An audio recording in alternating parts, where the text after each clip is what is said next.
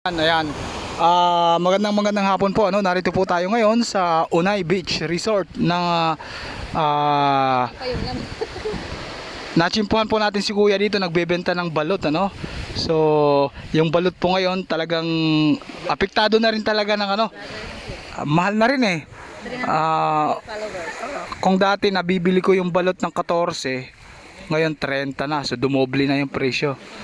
Uy, palata ako ni siya. Ayan, si Kuya, no? Siya po ay Wala matindi niya. ayan, ito po ang unang pagkakataon na makakain po sila ng balot.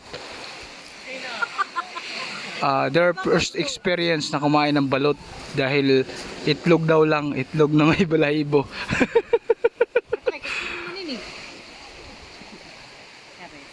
Taga din ka, Kuya?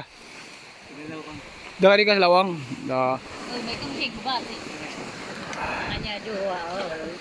Ayan yung balot at saka Pinoy. Ano nga bang pinagkaiba nun? Para po sa mga hindi pa nakain nun, hindi pa na-experience yung kumain ng balot. Yung balot po, yun po yung may laman na baby o itik na ano, maliit pa, no? Yung Pinoy, yun po yung parang itlog laang, yung tunaw po yan. Baga, walang embryo na nabuo doon sa loob. Ayan. Oh, inutang lang nila yung balot. Ewan ko kung babayaran nila. Baka takbuhan nila si Kuya. Muna. Kuha muna, good.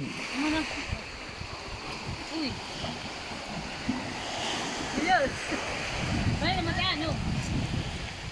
Ayan, ano, napakaganda po, ano, bumisita po dito sa Unay Beach Resort, lalong-lalo na kung ganitong panahon dahil